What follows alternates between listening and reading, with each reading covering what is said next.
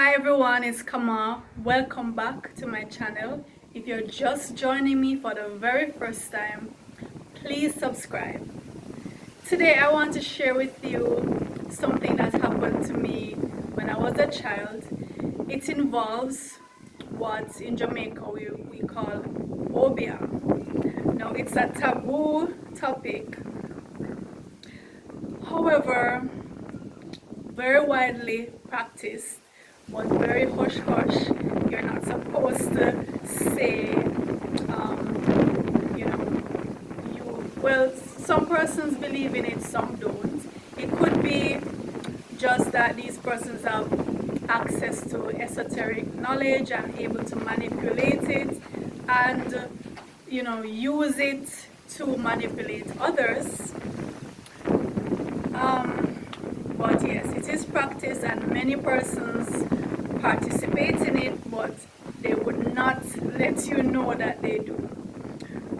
Whether it is that they try to influence other people's lives or they feel that other people are trying to influence their lives and they would go for help to intercept.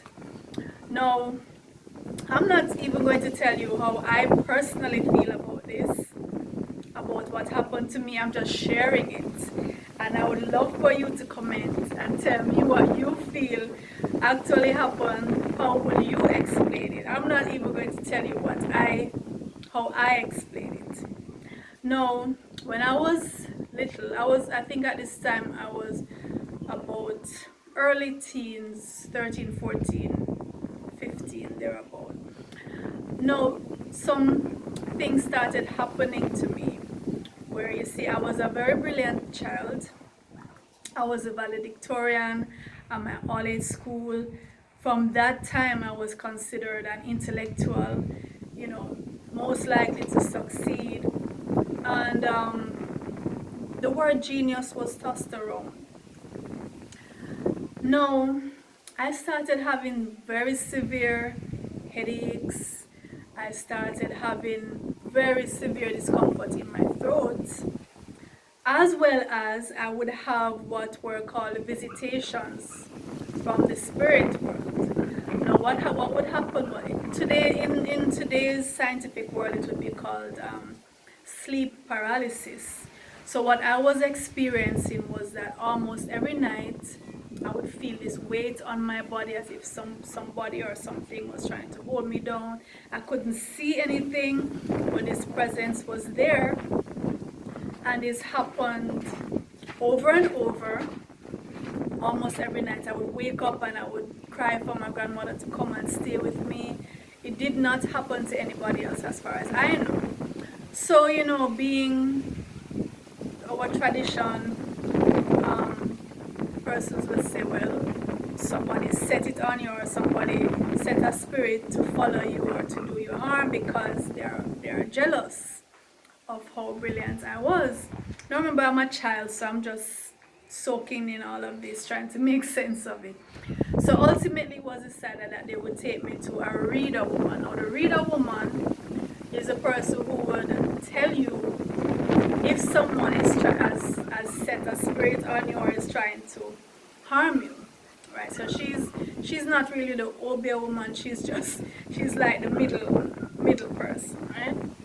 So I was taken to this reader woman, and I remember going to the yard and we had to go around a tree 3 times, and we had to, I think, drop pennies in a basin there as token to the spirits, as far as I can remember. It was so long ago.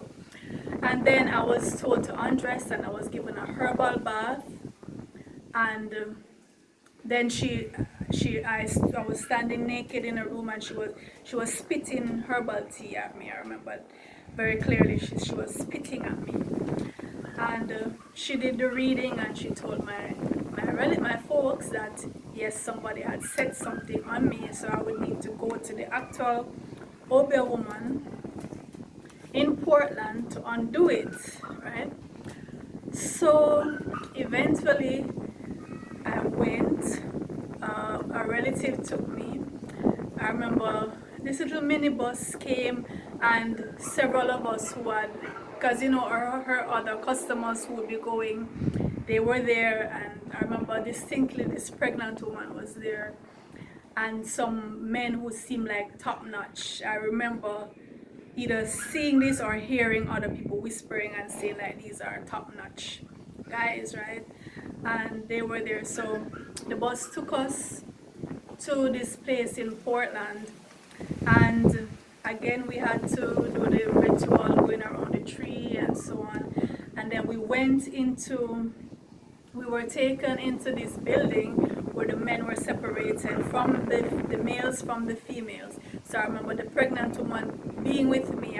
She just stands out in my mind, maybe because she was so heavily pregnant. So, and then they took 3 females at a time into another room. So she was with me and somebody else came in. And they put me to sit down. And the pregnant woman also, and I remember they were massaging her belly and pulled something from her side, like, so when I looked I saw this bundle of hair, and I remember them saying, look what they're trying to do to your baby, look what they're trying to stifle your baby with all of this hair. And they were pulling bundles of hair from her abdomen, and she was crying and I said, my God, look what they were trying to suffocate my baby with this hair. So I was there, I just didn't know what was happening. I was just taking in everything. So some women were around me and they started massaging my head, kneading into my head like really hard, almost painfully kneading into my head, massaging my neck and really kneading my neck. So, because remember, I was having severe headaches and throat discomfort, right? So while they were doing it, they were talking, like they were saying, look how they're trying to hinder the lady's daughter, and she's so bright, and look how they're trying to harm her. So eventually, as she was pressing into my scalp, and then she made a movement like she's pulling something out, and I heard her say, look at this, and they showed me some needles and said, these came out of your head, this is what they put in your head, this is why your head was hurting you so much. And then she did the same thing with my throat and appeared to pull out 2 coins and said, this is what was in your throat. I got scared at that time, because maybe they are expert magicians, but they have learned to do this in a way that you actually feel like this is being pulled from your body, right? Expert magicians. So, and they were talking all the time, so it's like trying to get you into a trance with their words and their actions, what they're doing. So till we left, and they told my family what needed to be done. Of course, money, they wanted more money. Now, I had been sent to another relative to live a good distance away to try to get me out of that environment, and this relative was adamantly against all of this, and he was saying, no, we're not paying any money and we're not going back. But I don't care what they say, because they had said that the spirits were going to follow me wherever I went, and I would never get rid of them unless we paid the money, and they could do what they had to do. And this relative was adamant, no, we're not doing it. And I continued to have the headaches and so on. So I remember going to the doctor at my school and told the doctor what was happening, and he was saying, there's nothing wrong with you, I can't see anything wrong with you. I was trying to convince him that I had a tumor because of the pain I was having, and eventually I think he sent me to do a scan or something, and it came back negative. And I went to another doctor, and this doctor said, you're just suffering from sinusitis. You're having drainage, and that's why it's affecting your throat. And you need to stop eating dairy, which I eventually eased off the dairy, and eventually did not have that problem. But yeah, so I just wanted to share that because it was quite an experience. Some persons would say, yeah, this is real.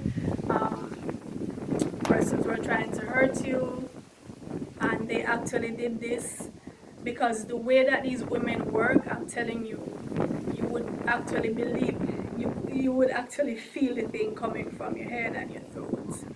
But I know that there are persons skilled in this way who are able to manipulate things in this way. Let me know what you would think of this experience, and please like and share and subscribe. Write in the comments how you feel about this experience that I had nearly 30 years ago.